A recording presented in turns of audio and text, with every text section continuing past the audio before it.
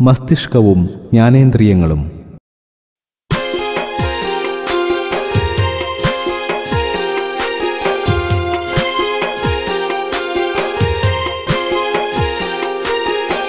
മനുഷ്യ മസ്തിഷ്കത്തിൻ ഭാഗം cerebrum, cerebellum, മേഡുല്ല ഒബ്ലങ്കേറ്റ, തലാമസും ഹൈപ്പോതലാമസും പോൺസും corpus കാലോസവും ഭാഗമല്ലോ. മസ്തിഷ്കത്തെ സംരക്ഷിക്കുന്ന അസ്ഥികപാലവും പാളികൾ മെനിഞ്ചിസും, മെനിഞ്ചിസിനാന്തര പാളിക്കുള്ളിൽ സെറിബ്രോസ്പൈനൽ ദ്രാവകം കാണാമല്ലോ. സെറിബ്രത്തിൻ ധർമ്മം ഭാവന, ചിന്ത, ഓർമ്മ, സുബോധം, യുക്തി, ചിന്ത, കാഴ്ചയും കേൾവിയും ഗന്ധം, രുചി, സ്പർശം, ചൂടെന്ന ബോധവും ഉളവാക്കുന്നല്ലോ.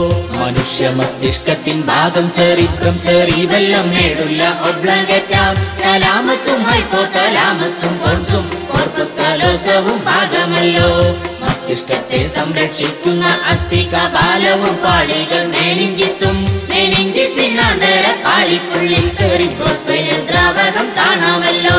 സെറിബ്രത്തിൻ ധർമ്മം ഭാവന, ചിന്ത, ഓർമ്മ, സുബോധം, യുക്തി, ചിന്ത, കാഴ്ചയും കേൾവിയും ഗന്ധം, രുചി, സ്പർശം, ചൂടെന്ന ബോധം ഉളവാക്കുന്നല്ലോ.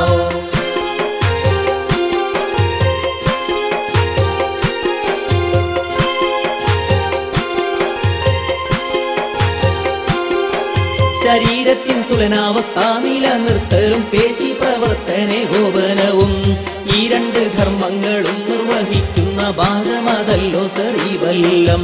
ഹൃദയസ്പന്ദനം, ശ്വസനം, രക്തക്കുഴൽ, സങ്കോചം, മന്നകുല്യചലനം, ഛർദി, ചുമ, തുമ്മൽ എന്നീ അനൈച്ഛിക പ്രവർത്തനം മേഡുല്ല ഒബ്ലങ്കേറ്റ.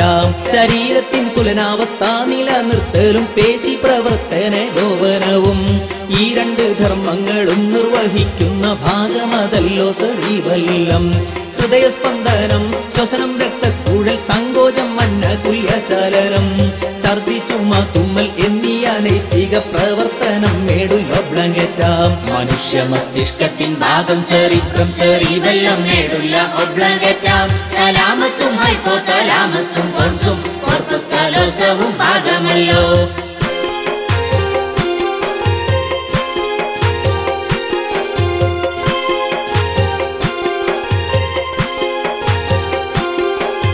തലയൊട്ടിക്കുള്ളിൽ നേത്രകോടരത്തിൽ സ്ഥിതി ചെയ്യും ജ്ഞാനേന്ദ്രിയമതല്ലോ. കണ്ണിൻ ഭാഗങ്ങൾ കോർണിയയും ലെൻസും കൃഷ്ണമണി സ്നായുക്കൾ ഐറിസതും. നേത്രപാളികളം ദൃഢപടലം, രക്തപടലം, ദൃഷ്ടിപടലം, നേത്രാവരണം, കൺപോള, കൺപീലി എന്നിവ കണ്ണിൻ സുരക്ഷയല്ലോ. തലയൊട്ടിക്കുള്ളിൽ നേത്രകോടരത്തിൽ സ്ഥിതി ചെയ്യും ജ്ഞാനേന്ദ്രിയമതല്ലോ. കണ്ണിൻ ഭാഗങ്ങൾ കോർണിയയും ലെൻസും കൃഷ്ണമണി സ്നായുക്കൾ ഐറിസതും. നേത്രപാളികളം ദൃഢപടലം, രക്തപടലം, ദൃഷ്ടിപടലം, നേത്രാവരണം, കൺപോള, കൺപീലി എന്നിവ കണ്ണിൻ സുരക്ഷയല്ലോ.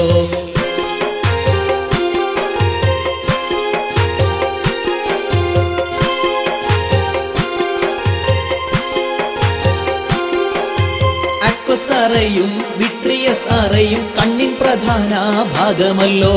അക്വസ് ദ്രവവും വിട്രിയസ് ദ്രവവും ഈ രണ്ടറകളിൽ കാണാമല്ലോ. റോഡ് കോശങ്ങളും കോൺകോശങ്ങളും ഇല്ലാത്ത ഭാഗമാം അന്തബിന്ദു. കോൺകോശം ഉള്ളതും റോഡ് കോശം ഇല്ലാത്ത ഭാഗമതല്ലോ പീതബിന്ദു. കണ്ണിനെ ബാധിക്കും രോഗങ്ങളല്ലോ അസ്റ്റിഗ്മാറ്റിസവും ഗ്ലോക്കോമയും. കോർണിയ വെച്ചു പിടിപ്പിക്കും ശസ്ത്രക്രിയയതിൻ പേര് കെരാറ്റോപ്ലാസ്റ്റി. ഹ്രസ്വദൃഷ്ടിയും ദീർഘദൃഷ്ടിയും കണ്ണിൻ വൈകല്യമായി കാണുന്നല്ലോ. കോൺകേവും കോൺവെക്സും ലെൻസിനെ കൊണ്ടി രണ്ട് വൈകല്യവും തീർക്കാമല്ലോ.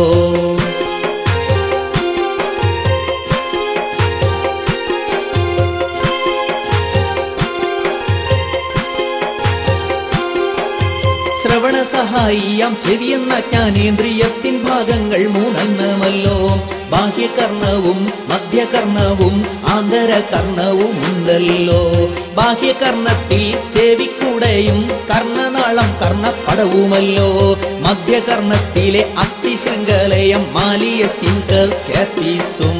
മധ്യകർണത്തെ ഗ്രസനിയുമായി യൂസ്റ്റേക്കിയൻ നാളി ബന്ധിപ്പിക്കും. അർദ്ധവൃത്താകാര കുഴലുകൾ യൂട്രിക്കിൾ സാക്യൂളും കോക്ലിയ ആന്തരകർണം. ശരീരത്തിൻ സന്തുലനം നിർവഹിക്കും ചെവിയുടെ ഭാഗത്തിൻ പേരാണല്ലോ അർദ്ധവൃത്താകാര കുഴലും വെസ്റ്റിബ്യൂളും ഈ ധർമ്മം നിർവഹിക്കുന്നതല്ലോ.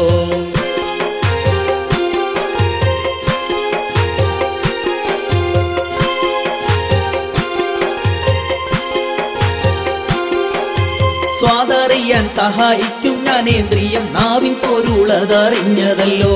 നാവിൻ പ്രതലത്തിൽ പാപ്പില്ലകളിൽ സ്വാദുമുകുളങ്ങൾ കാണാമല്ലോ. സ്വാദുമുകുളങ്ങൾ ഒട്ടേറെ സംവേദ കോശങ്ങൾ കൊണ്ട് നിർമ്മിച്ചതല്ലോ. ഉപ്പ്, പുളി, കയ്പ്, മധുരം എന്നീ രുചി അറിയും ഗ്രാഹികൾ നാവിലല്ലോ.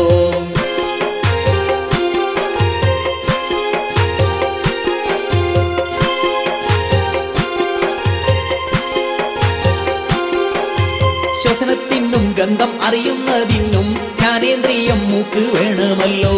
മൂക്കിലെ ഘ്രാണഗ്രാഹിയിലൂടെ നാം ഗന്ധം വേർതിരിച്ചറിയുന്നല്ലോ. ശ്വസനത്തിനും ഗന്ധം അറിയുന്നതിനും ജ്ഞാനേന്ദ്രിയം മൂക്ക് വേണമല്ലോ. മൂക്കിലെ ഘ്രാണഗ്രാഹിയിലൂടെ നാം ഗന്ധം വേർതിരിച്ചറിയുന്നല്ലോ.